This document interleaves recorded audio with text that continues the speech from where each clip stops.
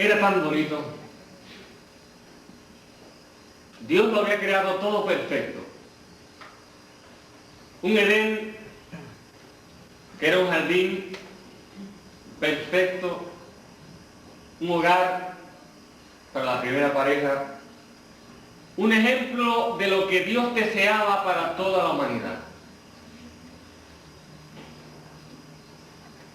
Pero también con aquel precioso hogar, Dios le dio al hombre una orientación. Porque en el universo ya se había desatado una batalla.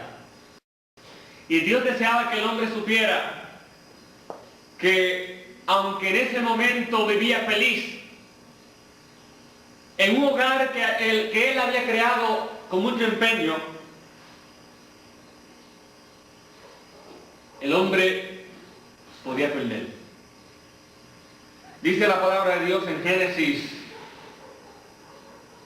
que Dios orientó al hombre y le dijo que el día que comieres del árbol prohibido, morirás. Ese día, y enfatizó, ciertamente morirás. Y hermanos, se cumplió la palabra. El hombre comió del árbol prohibido. El hombre pecó. El hombre cayó de su estado original, perfecto. Y ahora el hombre se encontraba desesperado en una situación que él nunca había experimentado antes.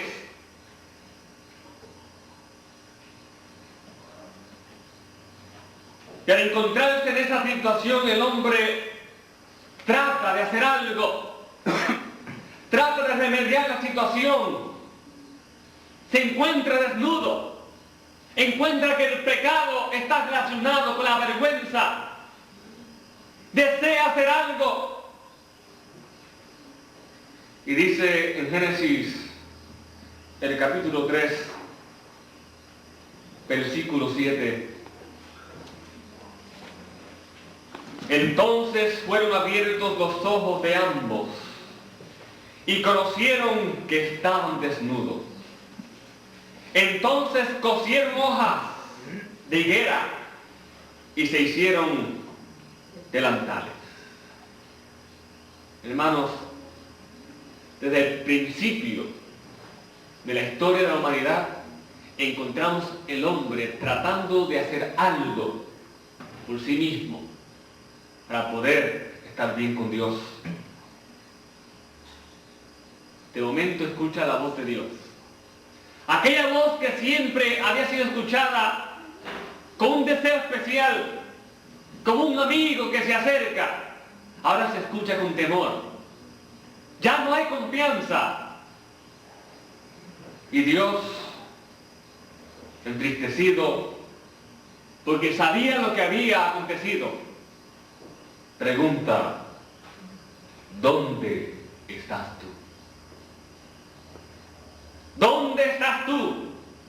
Hermanos, en esta frase se encierra el llamado de la justicia de Dios, que no puede, hermanos, pasar por alto el pecado. ¿Dónde estás tú? El hombre, al darse cuenta que sus esfuerzos personales de cubrir su desnudez y su vergüenza eran inútiles, comienzan ambos a juzgarse mutuamente. Así se cumple lo que Romanos capítulo 2, versículo 1 estableció nuestro Señor a través del apóstol Pablo, donde dice, por lo cual eres inexcusable, oh hombre, quien quiera que seas tú que juzgas, pues en lo que juzgas a otro, te condenas a ti mismo, porque tú que juzgas, haces lo mismo.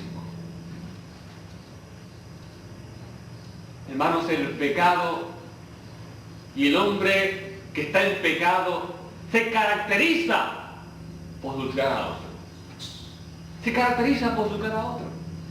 Una manera defensiva de llevar la atención de su situación hacia otros y no hacia él, a no reconocer su situación. Y el hombre desde el principio, cuando se dio cuenta que no podía hacer algo por sí mismo, que no podía cubrir su vergüenza y su desnudez, entonces dice, no, aquella mujer que me diste. Y la mujer, la serpiente creada por ti. De momento el hombre se encontró ante la ira de Dios. La ira de Dios. Hermanos, cuando hablamos de la ira de Dios, mencionamos la ira de Dios, pareciera que estuviéramos hablando algo que no está relacionado con el Evangelio. Porque el Evangelio exalta el amor de Dios. ¿Cómo podemos hablar de la ira de Dios?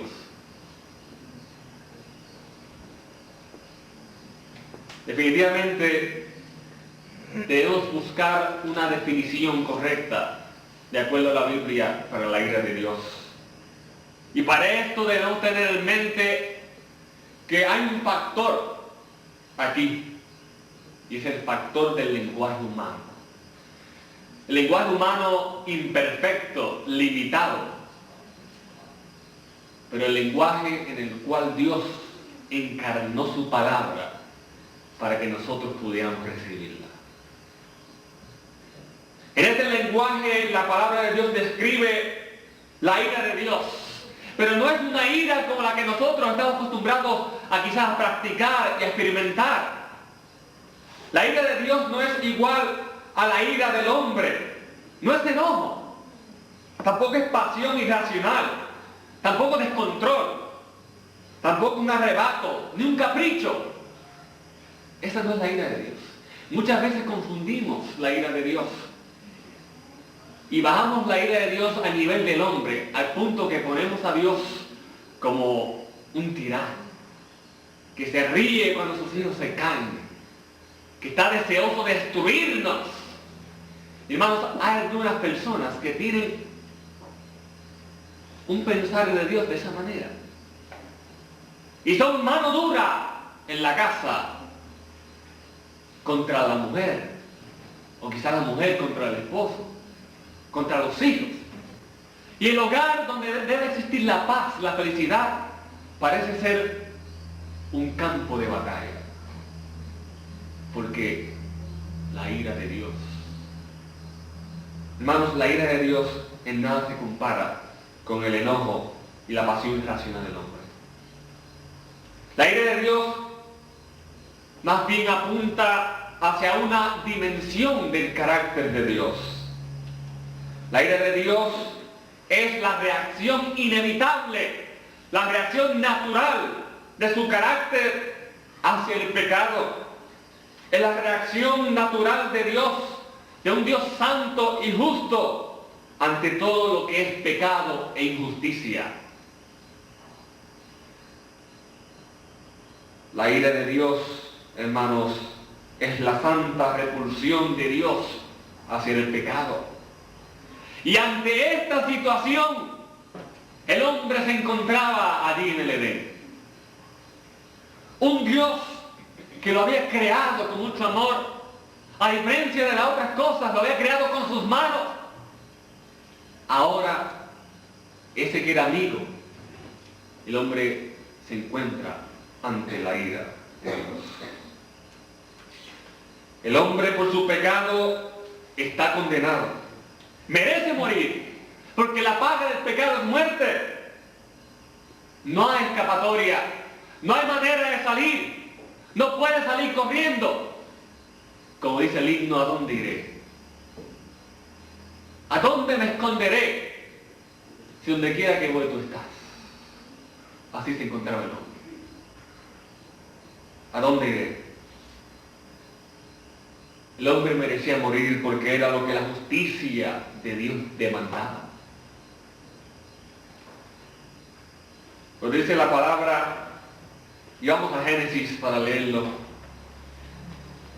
Génesis del capítulo 3, versículo 9. Mas Jehová Dios llamó al hombre y le dijo: ¿dónde estás tú? ¿Dónde estás tú? Hermanos, si es verdad que en estas palabras, en esta frase, está encerrada el llamado de la justicia de Dios, también es cierto, aunque misterioso para la mentalidad humana, que en estas palabras encontramos al mismo tiempo el llamado del amor divino, que es lento para la ira y grande misericordia y que busca para salvar. Oh, hermanos, qué misterio. En estas palabras de Dios, ¿dónde estás tú? Contamos una combinación misteriosa para la mentalidad humana. En ese mismo día de sentencia, cuando el hombre debería morir, cuando el hombre se dio cuenta que sus esfuerzos no podían salvarlo, cuando el hombre ya esperaba la ejecución, Dios le dijo: yo tengo la solución. Dios mismo asegura entonces en ese momento la escapatoria. Hay una manera para poder salir de este lío. Allí, hermanos, encontramos en Génesis, el capítulo 3, versículo 15, la primera promesa de salvación.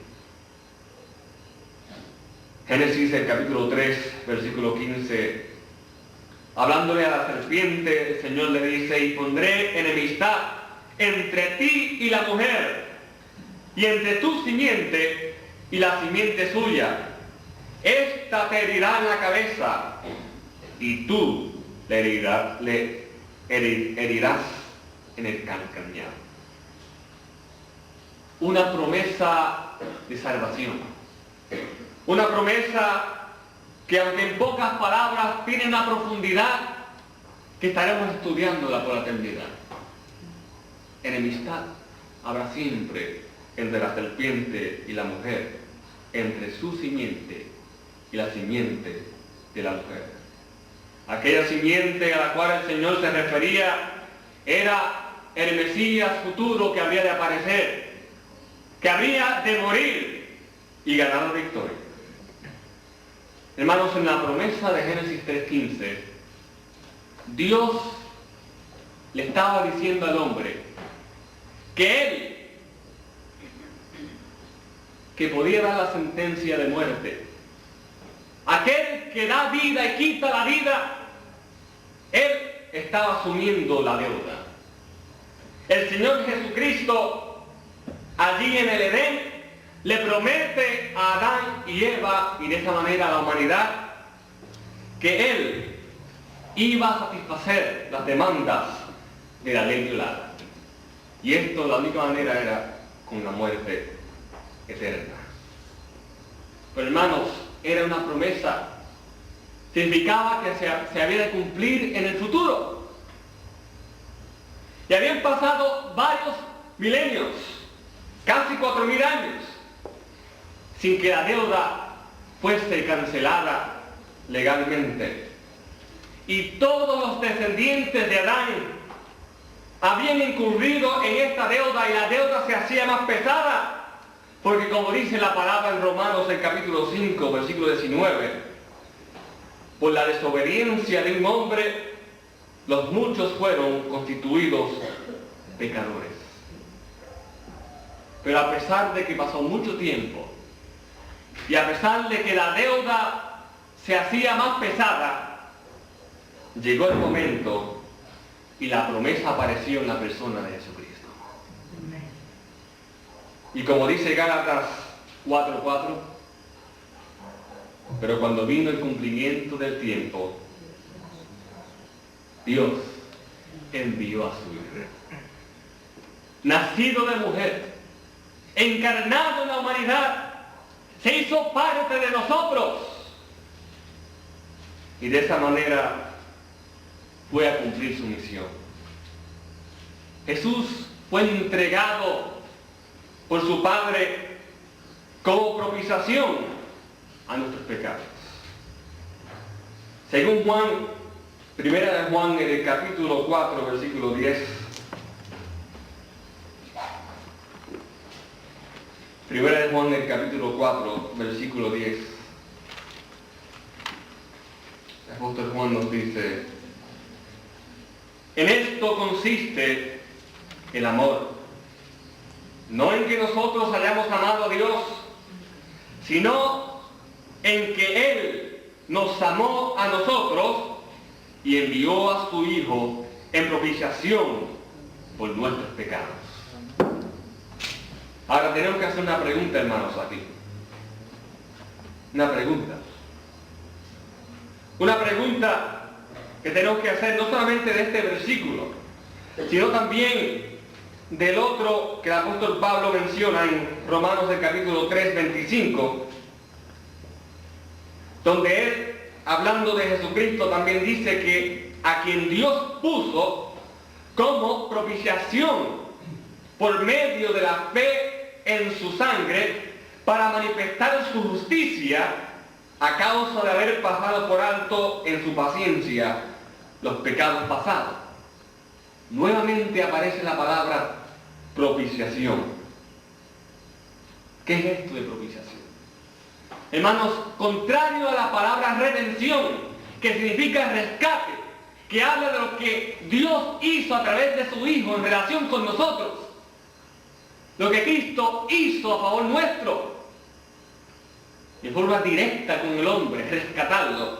La palabra propiciación se refiere más bien a lo que Dios hacía en relación a su Hijo para con él mismo. Nos explicamos. Dios, por medio de su Hijo, estaba cumpliendo con un requisito del carácter justo de su persona. Porque la palabra propiciación lo que significa es apaciguar, calmar, evitar el enojo. Y esto solamente estaba relacionado directamente, tenía que ver con Dios. Dios había sido se le había hablado en contra de Dios. A Dios se le había quebrantado los mandamientos.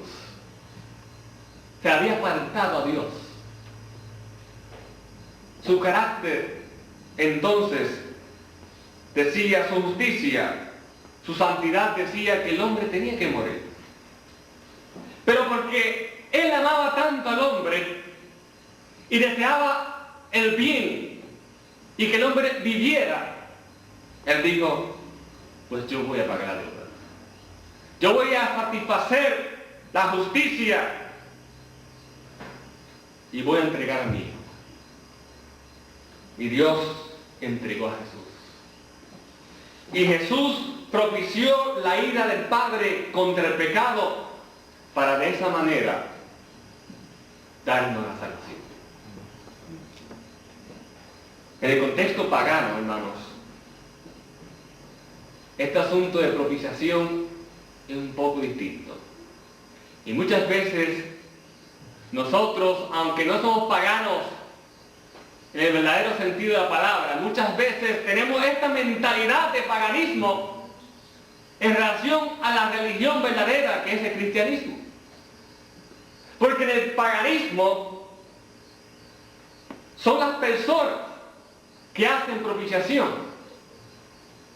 para los dioses y dan sacrificios, hasta se dan a sí mismos, dan ofrendas para poder apaciguar, calmar, evitar el enojo de los dioses. Y muchas veces en nuestra vida cristiana pensamos que tenemos que hacer sacrificios, ofrendas, para apaciguar la ira de Dios. Hermanos, el hombre en el Edén no pudo hacer nada para apaciguar la ira de Dios. Nosotros tampoco podremos. Solamente Jesucristo, su Hijo, ha podido hacerlo con su sacrificio. Amén. Es solamente a través del sacrificio de Cristo que podemos acercarnos al Padre nuevamente. Porque Él mismo, el Padre, nos ama. Porque Él mismo nos ha dado a su Hijo. Hermanos, el hombre no puede pagar la deuda.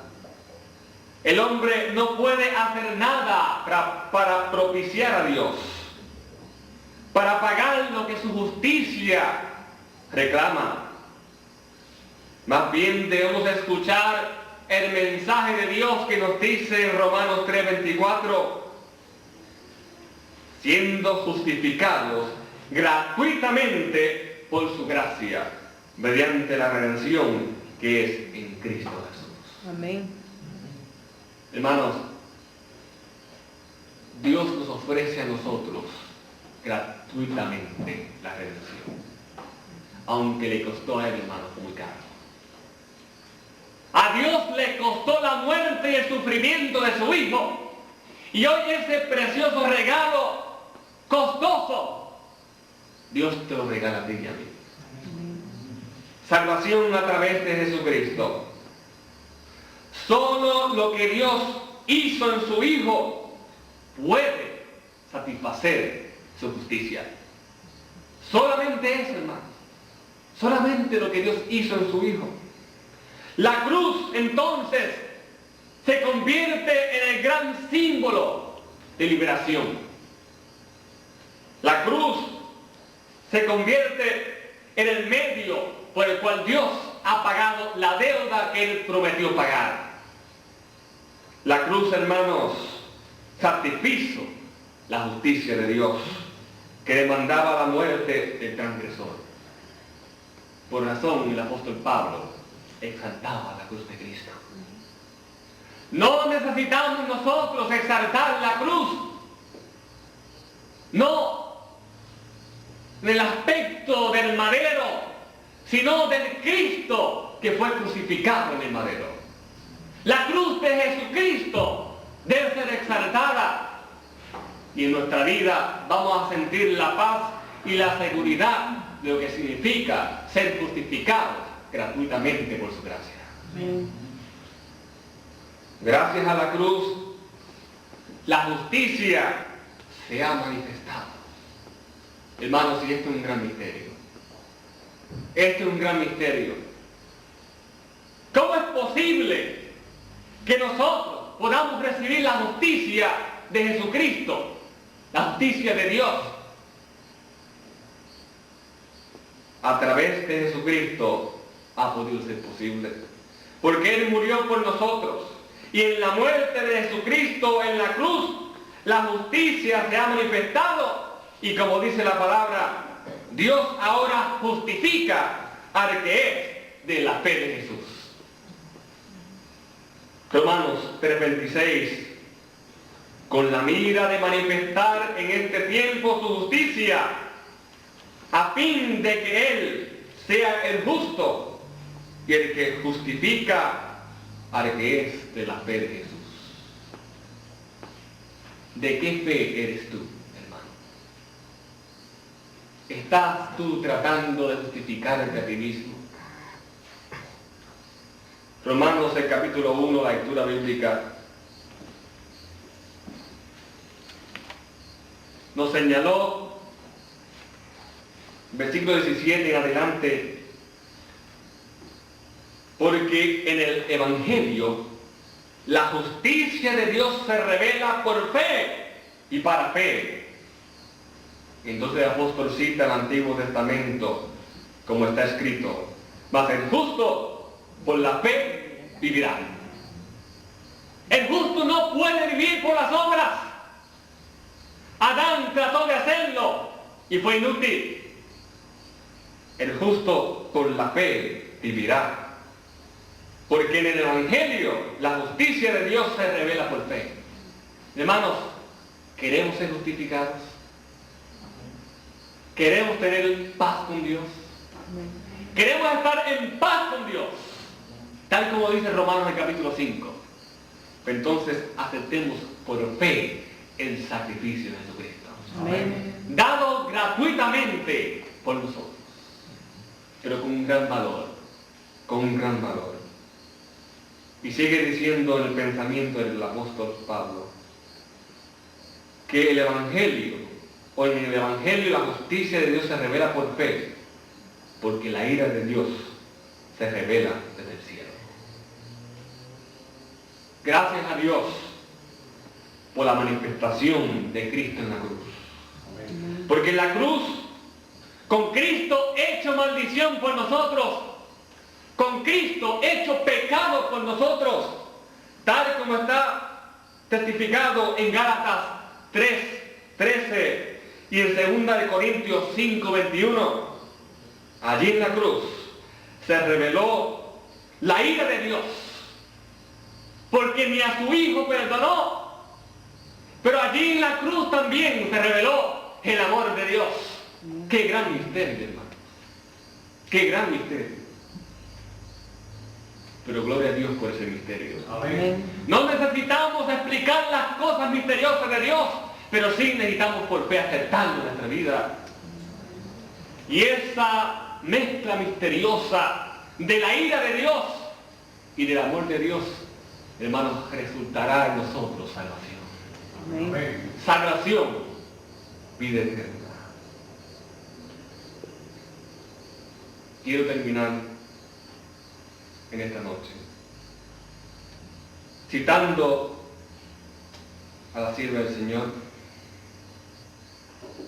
donde ella describe este gran misterio en unas palabras preciosas. Y cito: la justicia y la misericordia están separadas, en oposición la una de la otra, separadas por un ancho abismo. El Señor, nuestro Redentor, vistió su divinidad con humanidad y logró a favor del hombre un carácter sin mancha ni falta.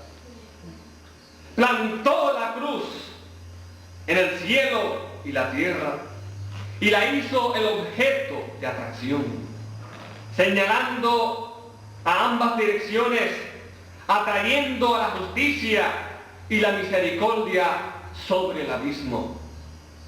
La justicia descendió de su exaltado trono y con todos los ejércitos del cielo se acercó a la cruz. Allí vio a uno igual a Dios cargando con él castigo por toda injusticia y pecado. Con perfecta satisfacción, la justicia se inclinó con reverencia junto a la cruz, exclamando: es suficiente. Amén. Es suficiente. Hermanos, la cruz de Cristo es suficiente. Amén.